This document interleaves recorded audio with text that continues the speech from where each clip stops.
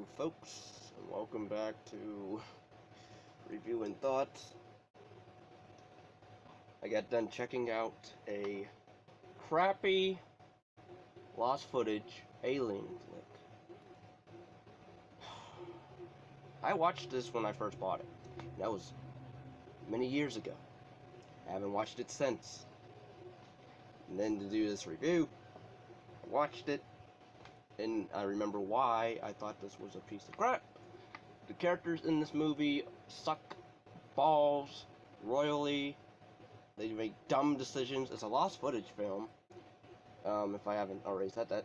It is basically a alien abduction flick. And granted, you do see the aliens that are CGI. Maybe some people get turned off by that. I don't really care. But it would have been better if, like, they did something different with it. Such as, I don't know, the Gracefield incident. That's a way better lost footage alien abduction movie. Like, watch that instead. Because at least the ending actually did something different. I mean, if you watch the movie Exist, and maybe they have the same ending almost. But at least people live at the end of those movies, unlike this flick. Everybody dies, or gets abducted, I guess. So they're not really dead, but they're controlled sort of by the aliens, but then they're also conscious enough to switch back and forth with normalcy, whatever. Anyway, this movie, it is after a strange sighting, 4 friends decide to move in a near woodlands place to investigate. Soon, their week becomes a nightmare and a race for survival. If you saw the Blair Witch, this is basically what it's trying to copy off of. I mean, you get typical camera fuzzy, getting fuzzy in quality, and distortion in certain spots. Again, the look of the aliens are fine to me, but I didn't understand what they were really all about.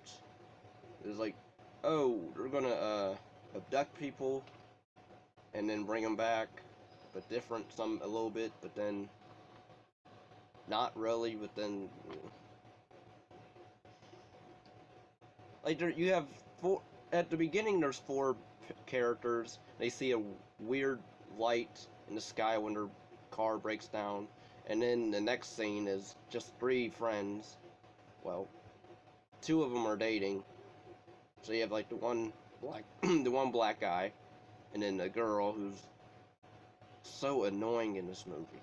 And then there's another guy who, his girlfriend, who he talks on Skype, or not Skype, but chat something, pretty much Skype. I noticed she looks way older than what he is. Like, he looks maybe mid-20s. This woman looks like she's late 30s or 40s. I'm like, I mean, date who you want to date, but I'm just, whoa, I just noticed that. But also,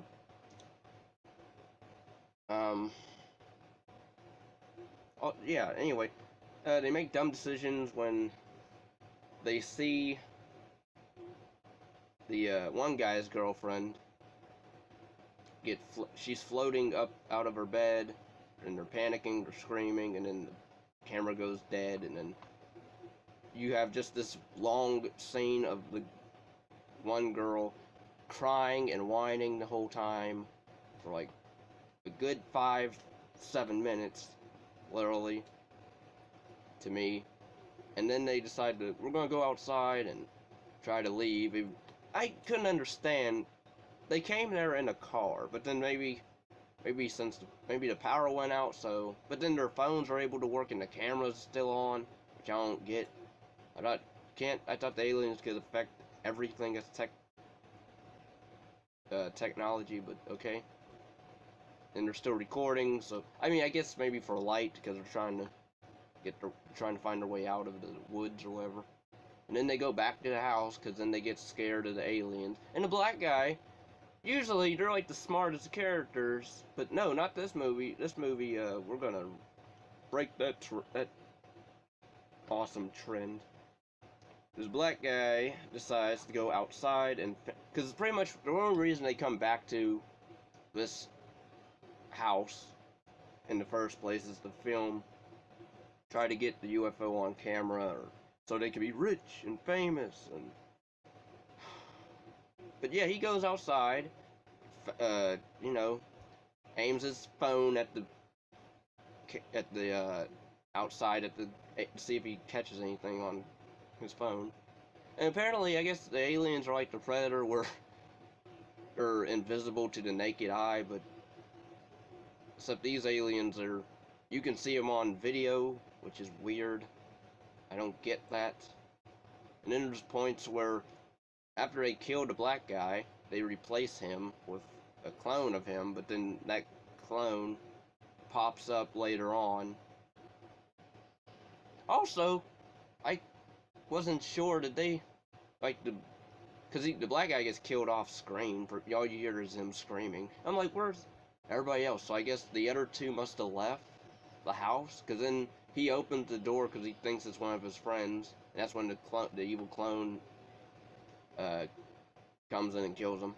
So I'm like, what, because then the evil clone just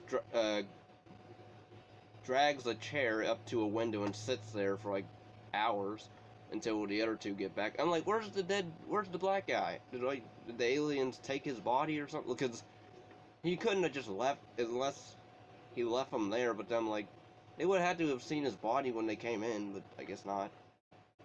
And then it goes to this, we're running back and forth in the dark, in the woods, and then they find their friend, or they find one guy's girlfriend, the one that looks older than him. She's pregnant all of a sudden. I guess the aliens banged her on the ships or whatever, impregnated her that quick. We never get to see the alien baby, because they leave her behind after a while, and then she's crying on camera, and then aliens come in and take her off screen, of course, because the video gets distorted.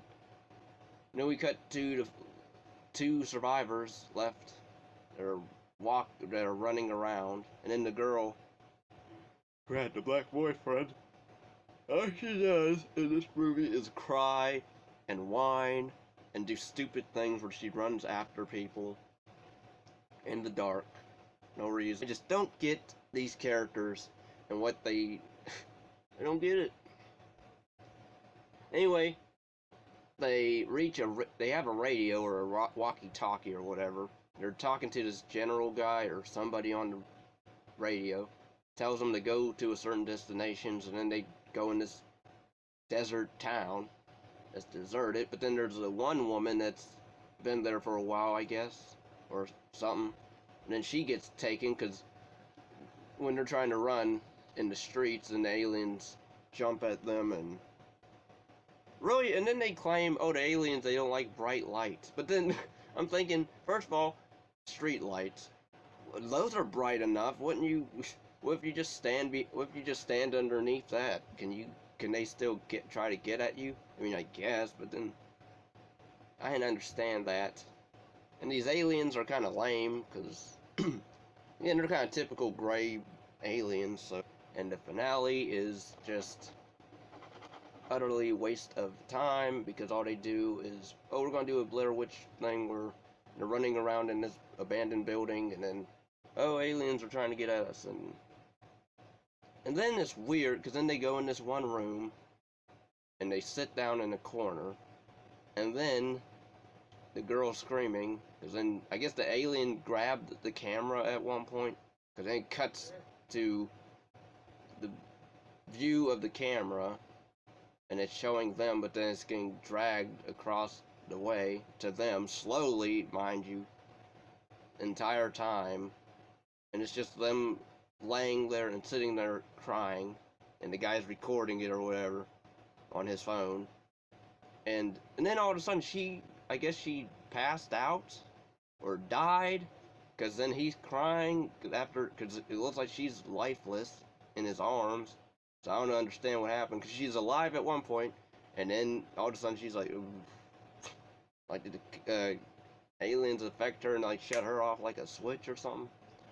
And then the camera gets closer to the guy, and then see alien feet running towards the guy, and then he's screaming, and then it cuts off, and then it goes to this stupid evidence thing, maybe, and then the movie ends, and then I'm like, fuck you, movie. I didn't understand. Of course, we do see an alien invasion, because they do show multiple ships hovering around the city, and again, there's better alien, well, to me, really, the only best lost footage alien film so far is Gracefield Incident. That one at least has a happy ending. All of his friends come back, and aliens actually let them live. But anyway, yeah, that was Report 51. Like, comment, subscribe.